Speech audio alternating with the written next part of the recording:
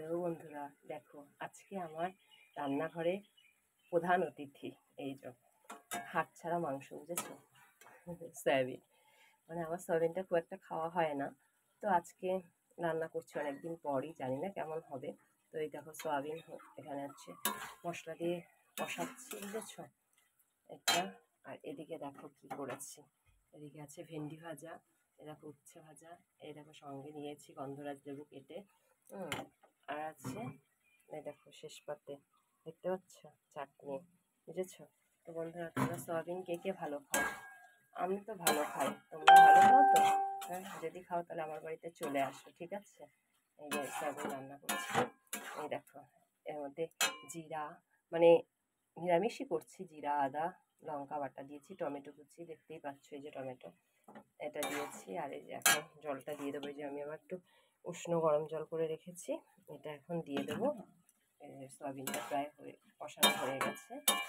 বন্ধুরা, তোমরা কে কী রান্না করছো এই গরমে? আর সকাল সকাল রান্নাটা হয়ে গেলে না খুব ভালো হয়, যা গরম, তো গরম লাগলেও করতে তো হবেই, তাই না? তো যাই হোক, রান্নাটা প্রায় কমপ্লিট, আর ভাত তো হয়ে গেছে। আর আজকে এই পর্যন্তই রান্না বান্না। তো তোমরা কে কী রান্না করছো প্লিজ কমেন্ট করে জানিও, আর আমার রান্না ভালো লাগলে অবশ্যই লাইক কমেন্ট করো, ঠিক আছে?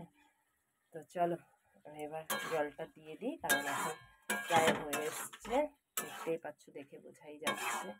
এখন জলটা দিয়ে দেবো, তারপরে একটু ফুটে আসলে একটু ঘি গরম মশলা দিয়ে নামিয়ে নেবো, বুঝেছো? আর যারা মিষ্টি খায় একটু মিষ্টি দেবে, আমি তো অবশ্যই দিয়ে ফেলেছি, কারণ আমি একটু কষানোর সময় একটু চিনি দিয়ে নিই, বুঝেছো? কারণ আমার ঘরে মিষ্টি ছাড়া কোনো তরকারি হয় না, কারণ আমি মিষ্টিটা খেতে খুব ভালোবাসি, বুঝেছো?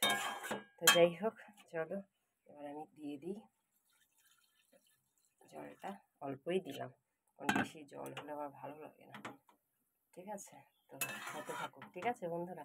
তো চলো আমি এবার রান্নাটা শেষ করে আসছি আবার পরে, ঠিক আছে?